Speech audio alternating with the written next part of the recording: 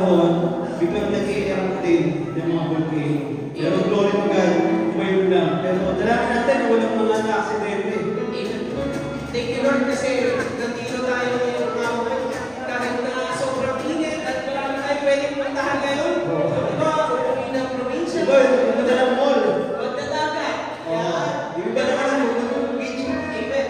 Salamat sa Panginoon at tayo pinagdadagat ko yan. Bilang paalala sa atin ng Panginoon, ngayong linggo na nagdaan, sino dito naranasan mo yung pagtatagumpay ko sa iyong buhay? Pwede ba tayo sa babae ko, iba yung tagumpayan na natin? Nakalimutan sa iyong katawan. Yung mga ginagawa natin sa araw-araw, mahirap din. So na tayo ay gumagawa, kung hindi tayo nagtitiwala sa Panginoon. At kapag tayo ay may ginagawa, napapagod tayo.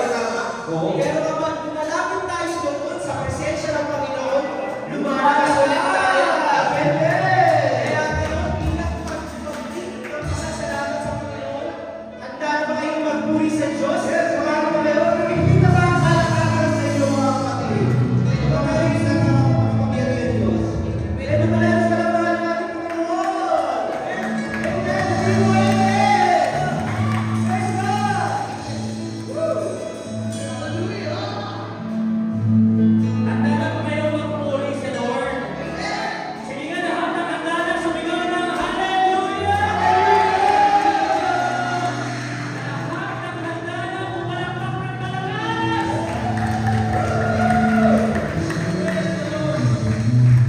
Nagdiriwang tayo dahil alam natin si Jesus ay matagumpay na. Amen!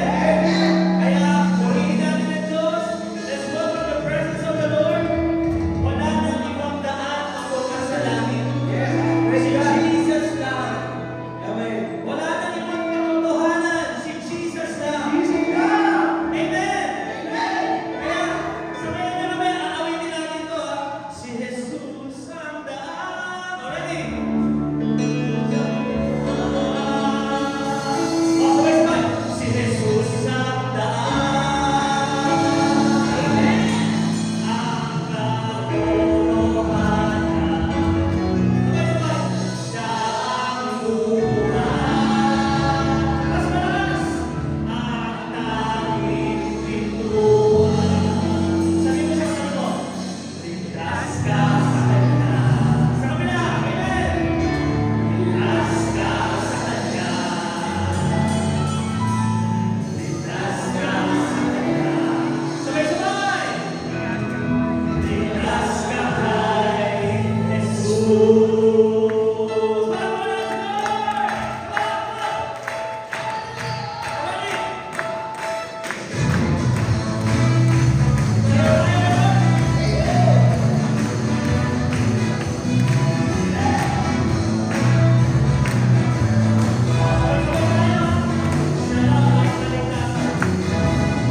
Listo na ang ating kaligtasan.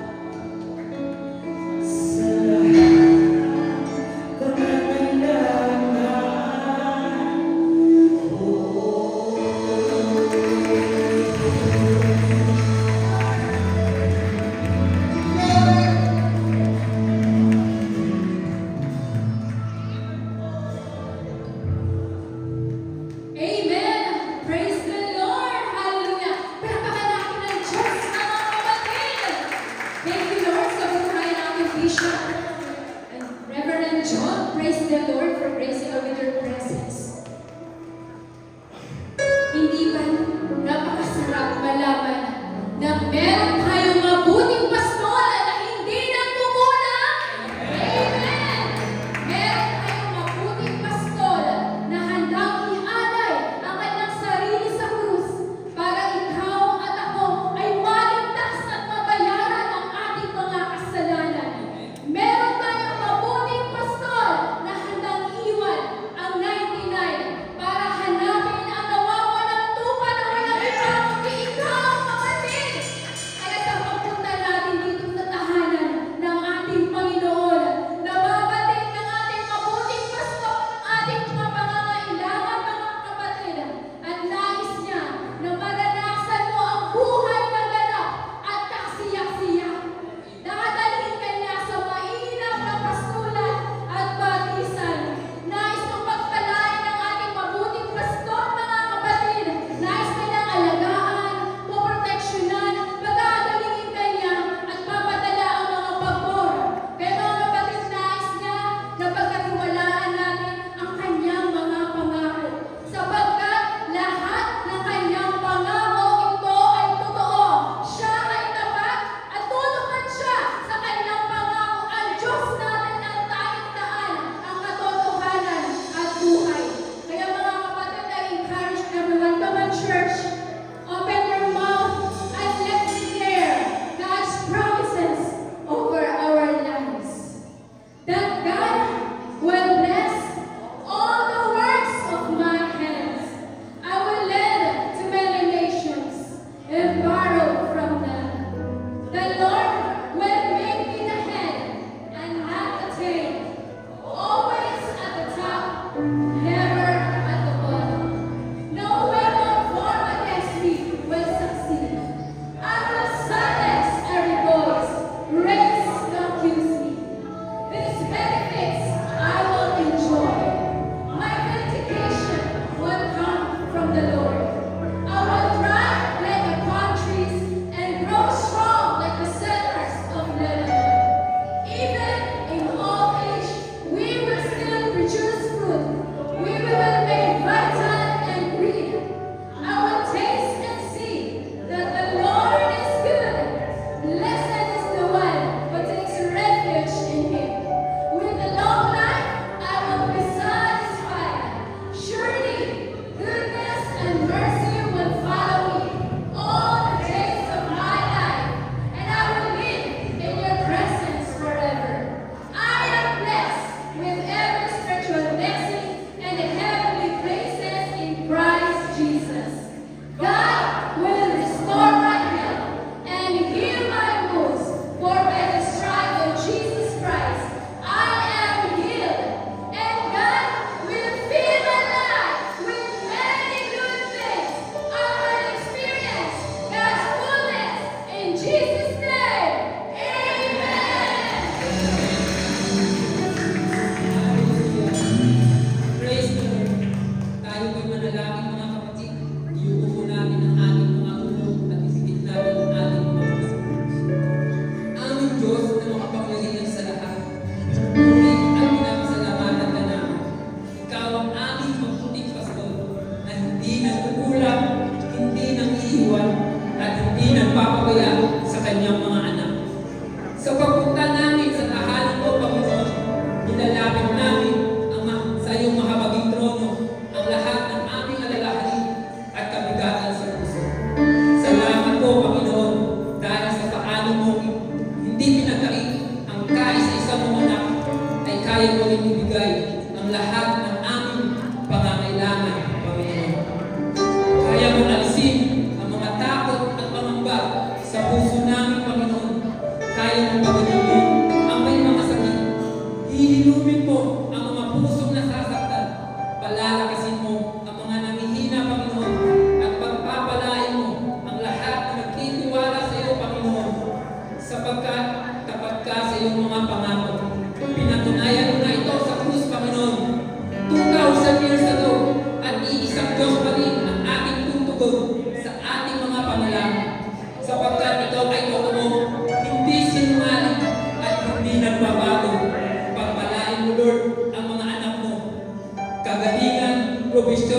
katunaman, pabor, proteksyon, kapayapaan at pag-ibig na nagmumula sa iyong presensya, Panginoon. Salamat po, Panginoon mo Diyos. Ikaw ay mabuting mapagmahal na Ama. Hindi lang sa salita, kundi sa gawa. Manahan ka po sa aming mga awitin at papuri at pagsamba. Lahat ng ito ay tinataas namin sa makapangyarihang pangalan ni Jesus. Amen.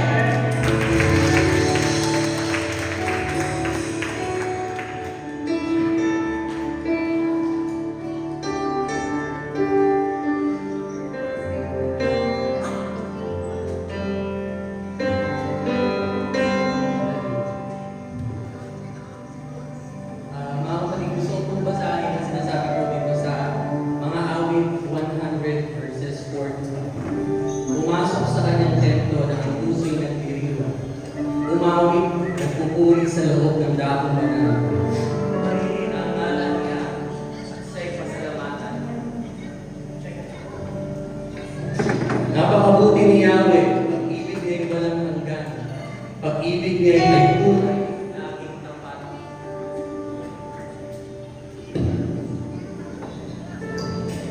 Pag-ibig niya ay tunay, laging tapat, kailanman. Maraming salamat po, Panginoon. Sa araw na ito na nakapagbigay po ulit kami ng papuri at pagsamba sa iyo. Mga kapatid, kailan po ba natin muli na ipagpasalamat yung mga maliliit na bagay? Actually, hindi ito maliit na bagay. Subukan na po natin mag-inhale and mag-exhale. The fact po na ang ating baga ay bukas, nakakahinga, nakakasagap ng sariwang hangin, at nailalabas nito ng maayos ang hangin na yun. Isa po yun sa napakalaking bagay na dapat ipagpasalamat natin sa Panginoon. Bakit po? Ako po personally, i-share ko po sa inyo, nalaman ko lang yung importance ng oxygen nung naging dialysis patient ako 2 years ago. Napakarami ko po mga kasama sa ospital every time na nagda-dialysis ako. Hiningan, inaha po, kinakapos ng hiningan. Dinadalangin nila na isa pa, konti pa, Panginoon. Kaya po sa tuwing tumatayo ako dito sa harap na to, naging emotional ako kasi pinagpapasalamat ko sa Panginoon na binibigyan niya pa rin po ako ng lakas. Binibigyan niya pa rin po ako ng buhay at sapat na hinihingan. Sapat para pumigil siya. Sapat para awitan ng aking Panginoon na nagbibigay ng buhay at lakas. Napakaganda po ito na awitin natin, mga kapatid. Namnamin natin ang bawat lyrics na ito, bawat salita, ang bawat titik.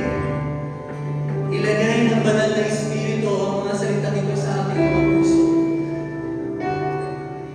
Worship is simply a result of reminiscing or remembering God's goodness and faithfulness.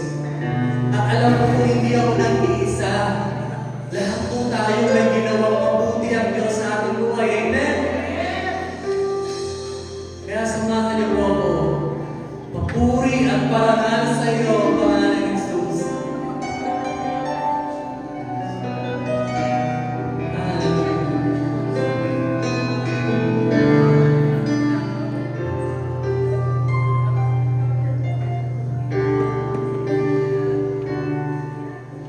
Ang pangalan mo, Jesus,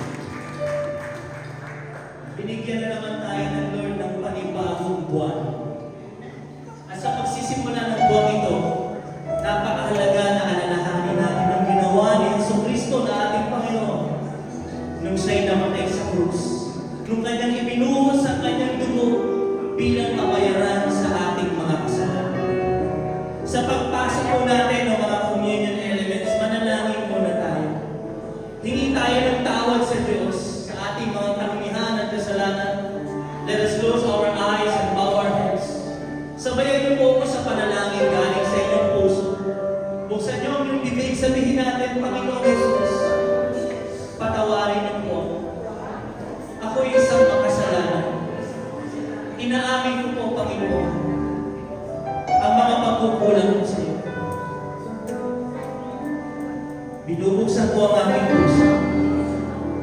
Tinatanggap kita sa buhay ko bilang Panginoon at tagapagligtas. Salamat po, Panginoon, sa pagpapatawad at sa buhay na walang hanggan. Sa pangalan ni Jesus. Amen. In 1 Corinthians chapter 11, verse 23, sabi rito, sapagkat ito ang turo na tinanggap ko mula sa Panginoon, ibinibigay ko naman sa inyo. Noong gabing sa ipagkanulo ang Panginoon Jesus ay dumangkot ng tinapay, nagpasalamat at pinagpira-pira sa iyo. Sinabi niya, ito ang aking katawan na inihahandog ko para sa inyo. Gawin niyo ito bilang pag-alala sa akin. Taas natin ang mga tinapay. Panginoon, maraming salamat po. Sa pagsisimula ng buwan, inaalala namin ang ginawa mo para sa amin. Ang lahat ng pagtitiis, paghihirap, upang bayaran ang aming mga kasalanan. Ikaw ay nilatayan, binugbog, pinahirapan.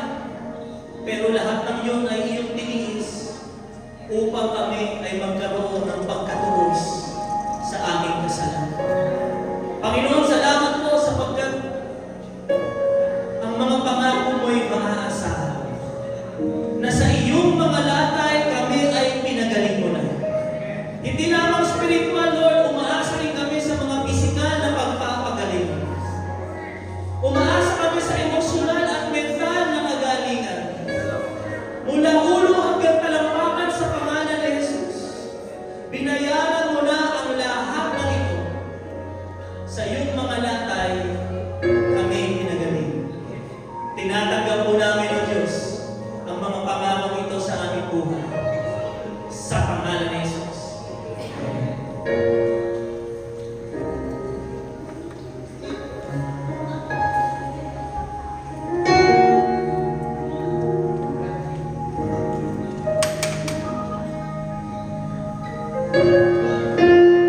Matapos maghapunan, dumangkot siya ng kopa at sinabi, ang kopang ito ang bagong tipan na pinagtitibay ng aking dugo.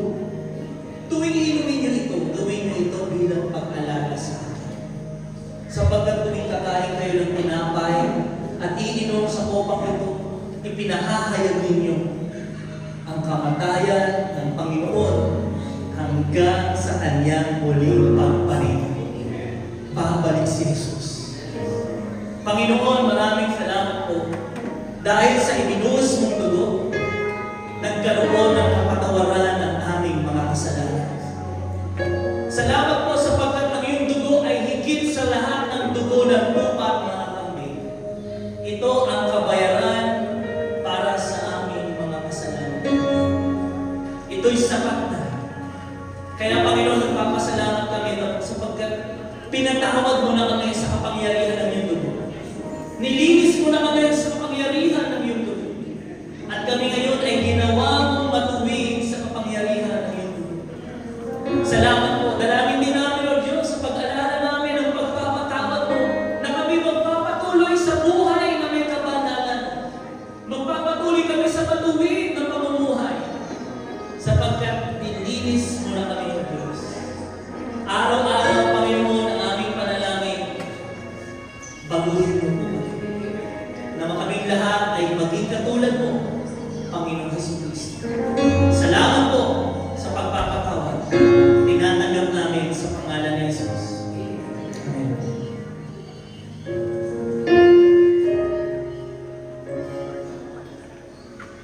Manalangin po tayo lahat. Salamat po, O Diyos, sa iyong kabanalan. Tunay na ikaw ay karapat-dapat papurihan. Tunay na kaibuti mo sa aming buhay. Salamat sa pagpapatawad, sa paglilinis ng iyong dugo sa aming mga buhay. Ngayon kami ay tinubos at meron ng buhay na walang hanggan. Kaya nagpapasalamat po kami, O Diyos. Tanggapin niyo po muli ang lahat ng mga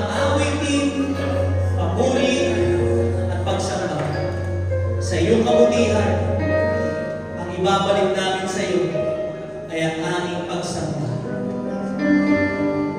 Minsan pa, awitan natin ng Diyos sa lahat ng kanyang ginawa sa iyong buhay. Pwede mo bang taas yung kamay mo sa Lord? Salamat, Lord. Hindi mo sa buhay ko, Panginoon. Thank you, Jesus. Pag-ibig mo nararanasan bawat sandali. Wala na akong masasabi pa, kundi pasasalamat.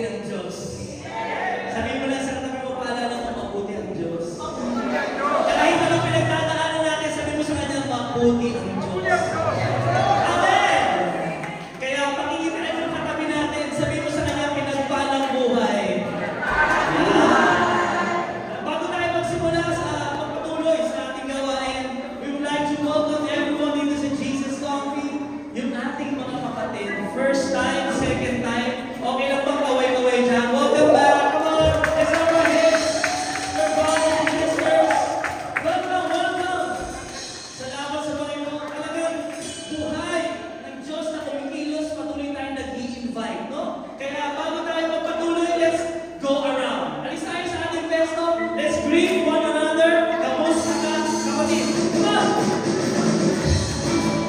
Everybody!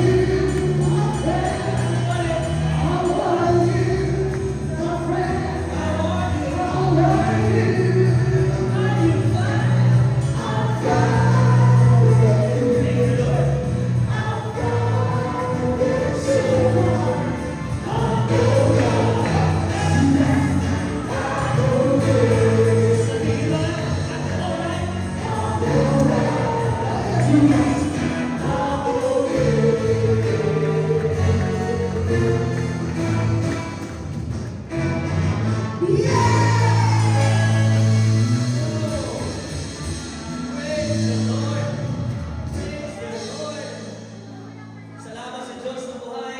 Binabati ko muli ang magandang hapon at pinagpalang araw sa ating lahat. You may be seated in the presence of God. Upo na tayo, kalman tayo. Yung ating mga kids, doon sila sa labas. Meron kayong picture dyan. Meron kayong activities. Praise the Lord. We welcome everyone to Jesus Coffee Church. Kamusta ang ating mga kapatid? Bless o bless na bless? Aba? Bless o bless na bless? We are so blessed. This wonderful afternoon that God has given us. Nakakatuwa, no? Nakikita natin yung mga kapatid natin na pupuri. Sino dito kanina na bless kayo sa praise and worship? Kaya Lord, napakamuti mo. Palakpakan natin ang Lord, no? Palakpakan natin ang Panginoon. And now, as we continue, tayo ay nagpapasalamat sa ating Diyos na buhay. Sapagkat alam nyo, ngayon po ay isang espesyal na hapon para sa ating lahat. Sapagkat kasama natin ang ating mga leaders na kung saan talagang nakaka-encourage ang kanilang buhay. Sa kanilang mission, sa kanilang journey in their Christian walk, sa kanilang buhay bilang mga sumasampalataya kay Kristo. Aba, ang tawag nga sa kanila ay talagang fathers and mothers. Sapagkat talaga naman sila ay nagagamit ng Diyos kung saan talaga new churches ay lumalakas sa mga bagong simbahan na nagsisimula in all areas of the world. Kaya naman, kanina nag-worship tayo sa mga kawitin. Sino rito gusto pang mag-worship kay Lord? Yeah? Yes, gusto ko pang mag-worship. Pero this time, ang pagsamba natin sa Diyos ay sa pamamagitan ng ating pagbibigay. Ready na ba kayo sumamba kay Lord? Gusto nyo ba ma-experience yung blessing ng Panginoon? Kaya, let's welcome, let's clap our hands to our Lord para kay Reverend Joe, ang ating mami, Reverend Joe, that encourages us in the area of giving. Thank you, Lord, for that, Joe. Purihin ang Panginoon. Ako yung nagpapasalamat kay Lord. Ako yung nagulat kanina kay Sister Ruth. Diba? Nung sumasaya siya ngayon, nandito na siya sa taas. So we look forward itong mga bata natin ngayon, pati na yung mga bago natin kasama. Eventually, you will find yourself here in front leading others to Christ. Sapagkat siya po ang ating nais, ang lahat ay maging aktibo sa paglilingkod sa Panginoon. We do not just win you to the Lord, we educate through the Word, we guide you to the Word, so that we can worship together and witness to the world. Yan po ang ating gawain. Kaya alam po, matuto tayong lahat doon. Kayo po may nais kong basahin sa inyong word. Alam natin lahat that work will only be habang buhay tayo. Wealth will only be habang narito tayo. And of course, anuman ang nandito sa lupa ay habang nabubuhay lang tayo. dyan ang wisdom. Habang malinaw ang isip natin. Kahapon lang po ay meron kami, the other day, may inilibing po sa Padre Garcia na asawa ng aming kaibigan ng Board of Directors ng Cooperative. Alzheimer's for a very long time. Pero kakakuha lang sa kanya ni Lord. The whole family took care of her for quite a while. Ngayon na kinuha na siya ni Lord, nagpapasalamat ang pamilya. Salamat sa Panginoon, malinaw ang isip natin. Tayo ay nakakasamba, nauunawaan ang salita ng Diyos at naipamuhay. Kaya po sa pagbibigay sa Panginoon na ito po ang nais kong i-encourage kayo. Pakipakita, brother, ng Ecclesiastes 12, pero sa Tagalog, mga ngaral. 12. Ito po ay isang paalala para sa ating lahat. Dahil kahapon naman po, nag-60th wedding anniversary. Yun po nakakatuwa sa Panginoon. Wala na kayong sinasayang na pagkakataon para i-share si Lord. One time, nandun kami sa isang birthday party ba yun? Share si Lord. Hindi natin sinasayang pagkakataon. Punta tayo doon sa patay. Pasok si Lord. Kahapon at kagabi, 60th wedding anniversary, diamond pala po yun, ng aking tiyo at ng aking tiya, si Victor at si Iluminada. Ayan. Victory and illuminated by the Word of God. At eto po, ang nakita ko sa kanila, yung tiyo ko, bagamat 60 years together, malabo na po ang mata. Halos hindi na po siya, nahirapan siya maglakad, masakit ang balikat, masakit ang likod, habang lumalakad sa harap. At ang tiyak ko naman po ay may difficulty of hearing. Sa 60 years nila, sinelebrate ng lahat.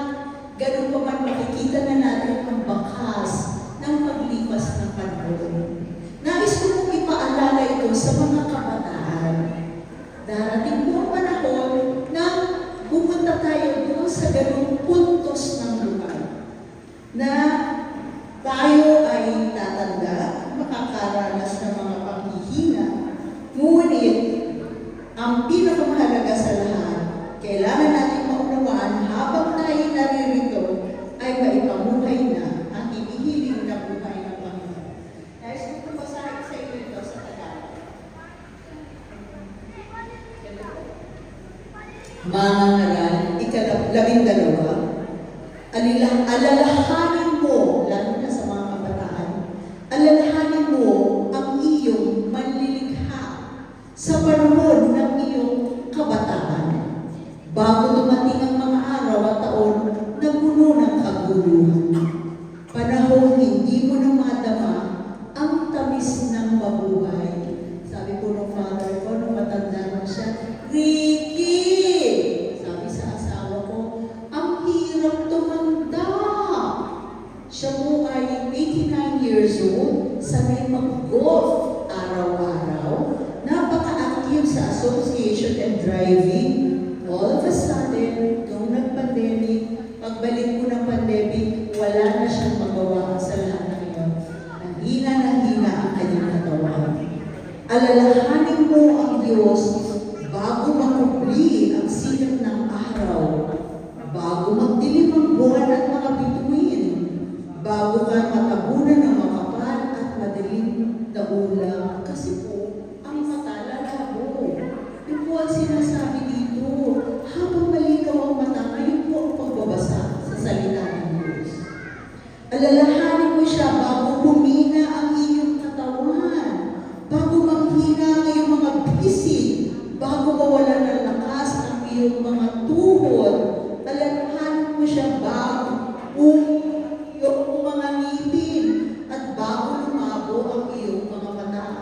Yung nanay ko, lakas po noon, pero at 96 years old, ngayon umaakyat siya sa hagdan, nagkakaroon na siya ng shaking. Mahina na, at alam kong nakikita natin yan sa may sino dito nakakaranas na nahihirapan umakyat sa hagdan. Mga kabataan, maaaring sa inyo wala pa itong impact, kaya ngayon pala, ipaalala na namin sa inyo habang maaga.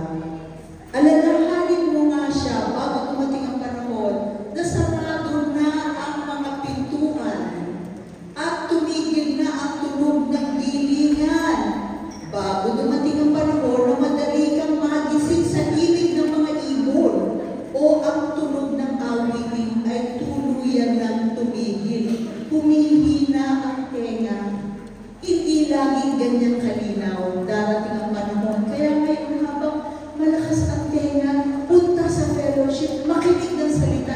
umawit sa Panginoon, magpuri sa Kanya.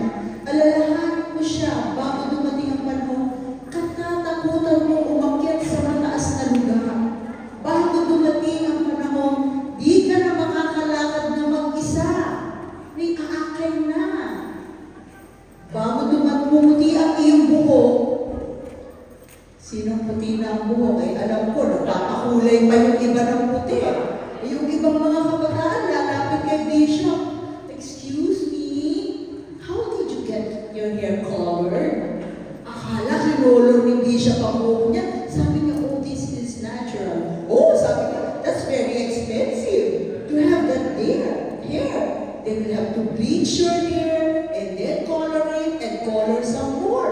Sabi niyo sa Amerika daw, mga $700 yan. Natural po yan. Lahat sila magkakapatid, ganyan ang buhok. Kaya huwag kayong mag-alala kung pumuputi ang buhok. At ang sabi po dito, bago pumuti ang iyong buhok, at lipasan ng pagnanasang sumipin sa minamahal. Dahil parating po ang pagkakataon na iba na po ang prioridad ng katawan natin.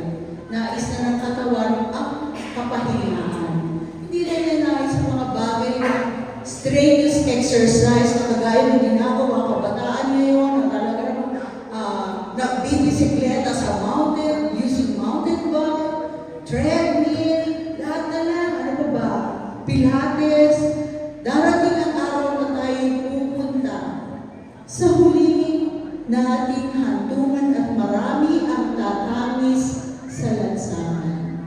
I hope and pray na kapag kinuha tayo ni Lord, marami ang magpapasalamat sa napakagandang naging buhay natin. Sapagkat tayo ay nakaapekto sa mabuting paraan sa maraming buhay ng tao. Darating ang araw na malalagot ang talikalang pila na nagdadala sa ilawang ginto. Babagsak ito at magduduro. Darating din ang araw na malalagot ang tali ng timba at ito'y babagsak at masisira. Yan po ang buhay ng Jacob. Lahat tayo ay darating sa hantong ng ating buhay. Kaya nga po sinasabi sa Biblia, mas mainam dumalo kung saan may pagluluksa kaysa lugar ng kasiyahan. Sapagkat sa lugar ng pagluluksa ay maaalala natin napakaiksi ng buhay. Kaya papahalagahan natin ang lahat ng ating ginagawa, sinasabi at iniisip. Na napakawalang kabuluhan, lahat ay napakawalang kabuluhan. Sabi ng mga aral, bakit useless? Dahil iiwan natin lahat ng ito. At ang mananatili lamang ay ang ginawa natin para sa Panginoon. Kaya sabihin po natin sa katabi natin, ngayon na ang panahon. Ang panahon ng paglilingkod sa Panginoon. Nagpapasalamat ako sa buhay ng brother natin na nag-dialysis. Ang tinignan mo siya kung magpuri sapagkat naranasan niya ang kapangyarihan ng Diyos sa buhay. Hanggang hindi na naranasan ang kapangyarihan ng Diyos sa buhay natin, hanggang hindi mo naranasan, kapatid, ang pagtupad ng Panginoon sa pangako niya sa buhay natin, hanggang hindi natin naranasan ang kagalingan nagmumula sa Kanya, ang probisyong imposibleng nagmumula sa Kanya, hindi mo makakayang papurihan ng Panginoon. Ngunit, makikita natin ang ginagawa ni Lord kung bukas ang mata natin at hahanapin ang kamangha-mangha niyang ginagawa sa pang-araw-araw na buhay. Narinig niyo ba sinabi niya, Lord, isa pa po. Anong hinihingi niya? Isa pa po. Hindi siya humihingi na isa pa po, Lord, manalo sa loto. Hindi niya sinabi, isa pa po, Lord, na may makain kami sa maghapon. Ang hinihingi niya, Lord, isa pa po, hininga. Lord, isa pa po, hininga. Kasi yung hininga, yung dugtong na hininga ang Espiritu ng Diyos sa atin. Kaya ang Espiritu niya kapag bumalik sa Panginoon ay natatapos na ang ating buhay dito. Kaya huminga tayo ng malalim at magpasalamat kay Lord. Salamat po sa Panginoon sa buhay na ito. Lahat ng nalalaman ng mga marala, itinuro niya sa mga tao. Pinag-aaralan niyang mabuti sinubok na kung ito'y totoo. Napatunayan kasi ng mga ngaral, totoo ang lahat ng sinasabi ng Panginoon. Ang mga salita ng matalino ay matulis, na tulad ng tungkod na pangtaboy ng kawa, tulad ng matulis na pakong na kabaon, pagkat buhat sa tanging pastol nating lahat. Si Jesus ang mabuting pastol, hindi tayo magkukulang. Ang salita ng Diyos ay matalas. Hindi ko sasabihin sa inyo, hindi ko yung masasaktan habang nakaupo. Pagka may narinig tayo salita, aray! Pwede talagang tumagos at tumimo sa puso natin. Ang salita ng Diyos na nakasugat, siya rin salita na nagpapagaling kung ating ipamumuhay. Anak ko, mag-ingat ka sa mga bagay na wala rito. Hindi matitigil ang paggawa ng iba't ibang aklat at ang labis sa pag-aaral ay mahirap sa katawan. Ibig sabihin, temporary lahat yan. Ano man yan mga pinagbababasan kaabalahan natin. Ang pinakamahalaga sa lahat, offer everything we do for the service and the glory of God. Sapagkat everything is useless without the Lord. Sa kabila ng lahat ng ito, isa lamang ang aking masasabi. Matakot ka sa Diyos at sundin mo kanyang mga utos sapagkat ito ang buong katungkulan ng tao. Matakot sa Diyos, sundin ang kanyang utos. Lahat ng gawin natin, hayag man o lihim. Marami po ngayong paglilitis sa Kongreso at aaklat pa sa Senado at maaari pang husgahan ng mataas na korte, Supremo, sapagkat ang lahat ay hayag na hayag at walang nalilihim sa Panginoon. Kaya yung awitin natin, ang buhay ko ito ay buhay na pato. Walang maililihim, ang lahat ay hayag na hayag sa'yo. Panginoon, ang buhay ko'y nakalaan para sa'yo. Ako'y maglilingkod sa habang buhay ko. Yan po ang ating gagawin. Kaya mga kapatid, pamuhay natin ang salita ng Diyos. Ngayon, ang mga kabataan, mga wala pang asawa, may asawa man, isa lang ang dapat natin gawin. Paglingkod sa Panginoon, maggalak tayo lagi, maging mapanalangin at ipagpasalamat ang lahat ng bagay. The only thing that will remain forever is the Word of God. May aawitin po kami ni Bishop habang tayo naglalabon. Brother Dre, subukan natin saan pa pupunta. Oo. Baba, ano mo lang brother, mataas kasi ang dulo niyan. Bishop kasi binibigay ng mga kanta sa kanya ni Lord. Kailangan buti ng height ko. Sige, brother. Saan pa pupunta ko? Yan. Okay na po yan, hindi yan. Saan ba pupunta? Saan ba tutungo? Wala namang iba. Daan patungo sa Diyos kung hindi sa'yo. O Kristo, wala namang iba. Daan patungo sa Diyos kung hindi sa'yo.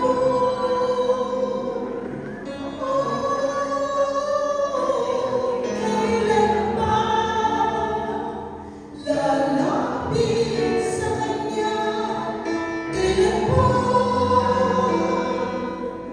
magbabalik mo?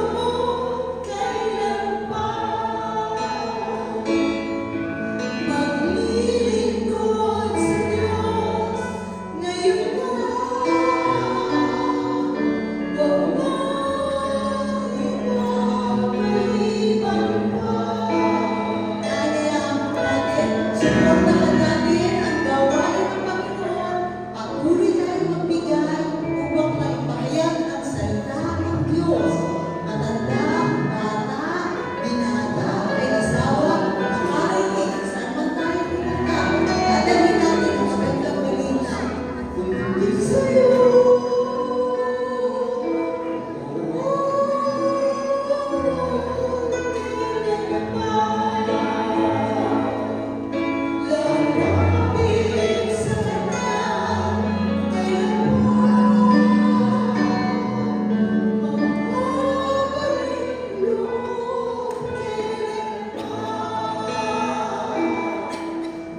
lingkod sa Diyos ngayon na.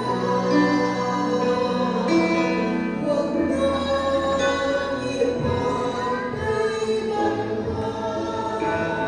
Ang Panginoon nating Diyos ang Ama at sa Diyos ang Amen.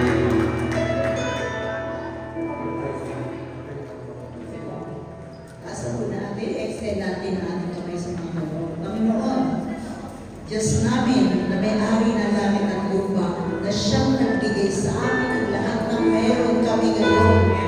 Wala po ito sa lakas namin, sa trabaho namin, sa bigay ng employer namin, sa regalo ng magulang namin, sa kinita namin, Lord, kung hindi mo ibinigay, wala kaming tatanggapin. Kaya sa iyo ang lahat ng papurit, pasasalamat, Panginoon. Binibigay namin ito ng buong puso, Lord, upang suportahan ang pagpapahayag ng salita ng Diyos. Kung meron kang mahalaga sa iyo, Panginoon, ay ang dalhin ang salita ng Diyos. Lord, to take people to you, Lord God. Go then to all the people everywhere. Ties them in the name of the Father, and of the Son, and of the Holy Spirit, and teach them to obey everything that you have commanded us. Kaya, Panginoon, salamat po, gawin mo po kami maging mabuting katiwala ng mga kaloob na ito at magamit ang gusto para sa iyong misyon. Ganon din po ang lahat ng nagkaloob, Lord. Totoo na sa iyong pangako. Makikita mo sa kanila how you will provide abundantly in all their lives. How you will show them that the mighty God cannot be outgiven. Makikita mo sa kanilang lahat na kung meron mang napakahalagang suportahan, yan ang gawain ng Panginoon. Sa pagkakagaya, Lord, ng woman at Sareman, binigay niya ang lahat, ang kakarambot na laman ng kanyang jar. Lord, pinuno mo ang katulad ng jar. Lord, gamitin mo kami, magtitiwala kami, walang ubos ang iyong pagpapala. At kami ay dadaloy at muli magbibigay at susuporta dahil paulit-ulit mo pagpapadala ng mabubuting bagay. In Jesus' name we pray.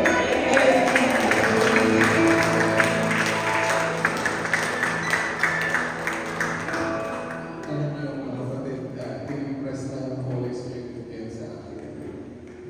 Kayo narito na dumunod ay malalaman niyo kung ano yung susi para talaga kayo ay lubos na pagpalain. Ang pagpapala ng Diyos ay para sa lahat, yes. Pero itong araw na ito, itong gabi ito, huwag kayo mag-ibili na bigay kasi tagal na yan. At ang pagbibigay, huwag nyo, kasi kung minsan malikot ang ating mga kaisipan. At kung ano ang mga gusto na i-impress ng kaaway, ng bahay, yung sarili natin. Pero ang ating pakinggan, yung tinig ng Panginoon sa pamamagitan ng kanyang salita. Hindi mauubos ang nagbibigay sa Panginoon. Hindi siya kailangan ng Panginoon. Nung si San Pablo, sinabi niya sa atin sa kanyang salita, kanyang sulat, Filipos 1:17. When you read ito ang ating maging panuntunan sapagkat ito ang patibay ng pundasyon ng salita ng Diyos. At ang salita ng Diyos ang siyang nagbibigay ng buhay. O ang Diyos at ang salita ay isa. John chapter 1. Diba sa kasimula pa, ano na ang salita? At ang salita ay sumasa Diyos. At ang salita ang Diyos. Kaya yung kanyang salita, ang Diyos, siya ay hiling ng buhay. Ang Diyos, kung wala sa atin, parang natin sa paligid. Mabubuhay ba ang isang tao kung walang akin? Doon mo lamang makukumaan ang sabi ng aking kapatid. Doon lang yan ang unawahan kung gano'n kahalaga ang hangin sa kanya. Sapagkat ang Diyos ay parang hangin. Kung walang hangin, mabubuhay ba ang tao? Hindi mabubuhay. Ganun din ang ating Panginoong Diyos. Kung wala sa ating buhay, wala tayong buhay. Kaya napakalaga. Filipos 4:17. Maagang magandang turuan ang mga kapatiran at ang mga pangpalaman na dumadalo sa pagtitipon ito. Ngayon nakikita ninyo ang mga dumarating na nagbibigay. Kaya sila nakakapagbigay dahil sa sila ay binigyan ng Diyos. Wala silang maibibigay kung hindi sila binigyan. At ang pagbibigay na ito ay hindi para yumaman si pastor. Hindi, dahil sa pastor, pinayaman na yan.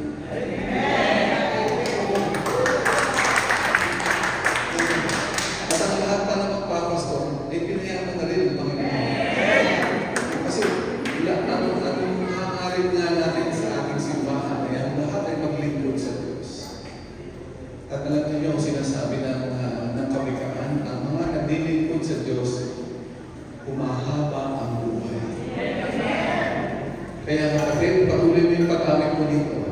Sapagkat sa pamamagitan ng pag-awit mo sa Kanya, hahaba ang buhay mo.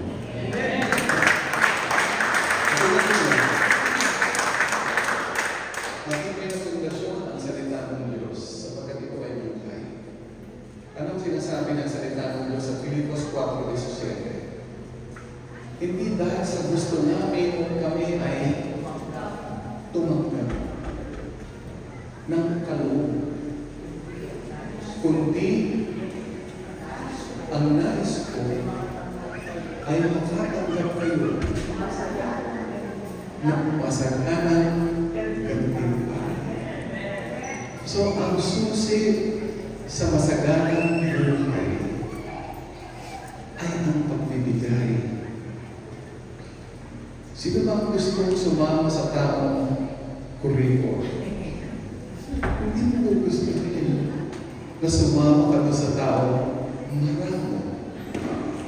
Alam niyo ba yung taong maramo? Ako, huwag kang makikikain doon sa kahit na masarap na pagkain niya. Bakit ka babara yung kinain mo dito sa iyong lalamunan? Alam niyo kung bakit? Yung taong maramo, pagka ikaw'y kumakain at nakasalo mo siya, titignan ng kakainin mo. Bawat subo mo, nakatingin niya. Tanong sa akin ba, maisusubo mo pa ba yan? Mabubulong na. Yun ang tao, marami. Ayaw natin sa atin dito, hindi na uso ang karamutan dito. At yun ang aalisin sa atin. Kasi, ang isang taong marami, kahit na tawasin mo yan, tawasin mo ba yan? Uso ko ba yung tawas? Hindi malalaglagan yan. Nisip kong tuloy. Sabihin nyo nga, nisip kong tuloy. Sip ko na nga lang, tuloy mo pa. Diba? Ganun ang tao maramo. Tsaka yung tao maramo, alam mo, pag narating na yung pagbibigay, hindi nakangiti yan. Tingnan niyo, makangiwi.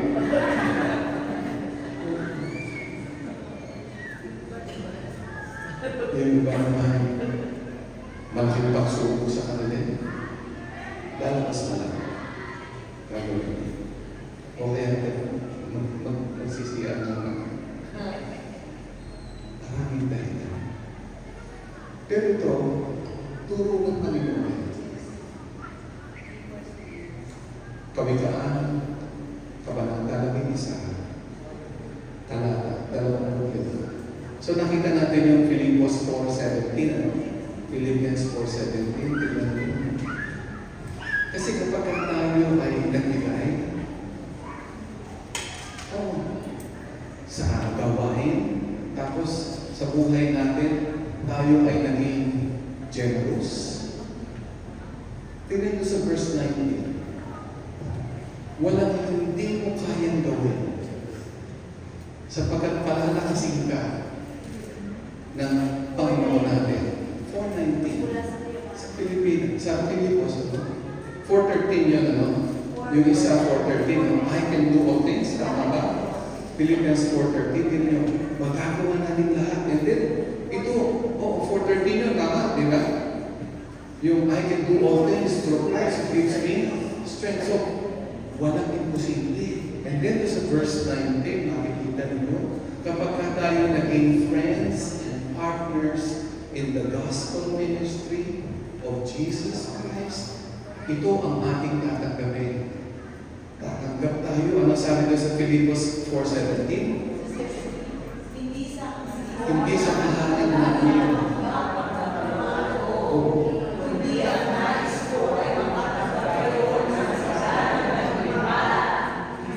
Nakita niyo ba yan? Nung ako'y nagsisimula sa ministry, mga kapatid, ang sasakyan ko, alam niyo, kailangan ko may daladalang palo lagi. Tsaka kinakailangan lagi akong nakakumbaka. Alam niyo kung bakit? Pagka ako'y liliko, dala-dala ko sa sasakyan, bumubukas yung pinto. Kaya lagi akong may necktie, pantali ko doon. Para pagka ako'y liliko ganun, hindi siya subukas. At kapag umulan naman, lagi ako pinakahandang palo. Kasi pag umuulan, pag mo sa loob na sasakyan, kailangan nakapalo mo. Ganun ako magsimula. Siyempre, naglakad ako. Sumasakay ako. Naranasan ko lahat yan. Pero alam niyo, dahil sa patuloy na pagbabagong ginawa ng Panginoon Diyos sa aming mag-asawa, pati ang aming pag-iikapo, nag-umpisa kami sa 10%.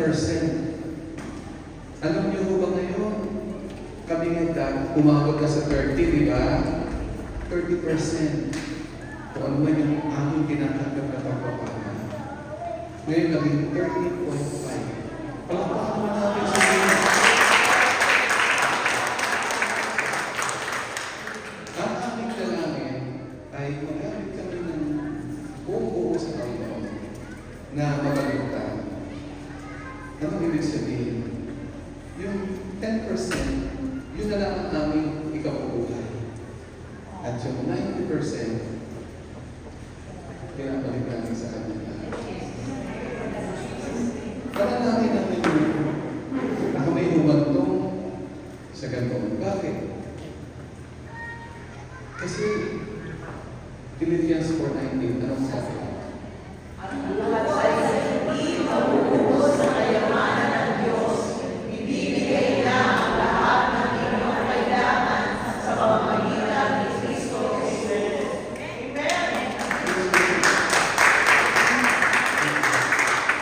Ito ay isang hamon sa ating lahat. Oo, dito lang napapasuko ng Panginoon. Dito lang siya napapasuko. Yung pag-iikap po natin. Tingnan nyo sa Malakay 3:6-12. Kailangan kasi ang buhay natin para maging matibay ang pundasyon, hindi babagsak. Nagbubuhay tayo sa salita ng Panginoon. At hindi maubos anumang inyong i-invest. Yung aking pamangkin, 29 years old, pagka nung magkita kami, sabi ko, oh, gusto ka na. Yun sought after, the most sought after bank manager in California. Pamangkin na. Basketball player. Pag nakita mo yung lahat ng suot mo, head to toe, Gucci. Sa Batangas, ang tawag doon ay Gucci.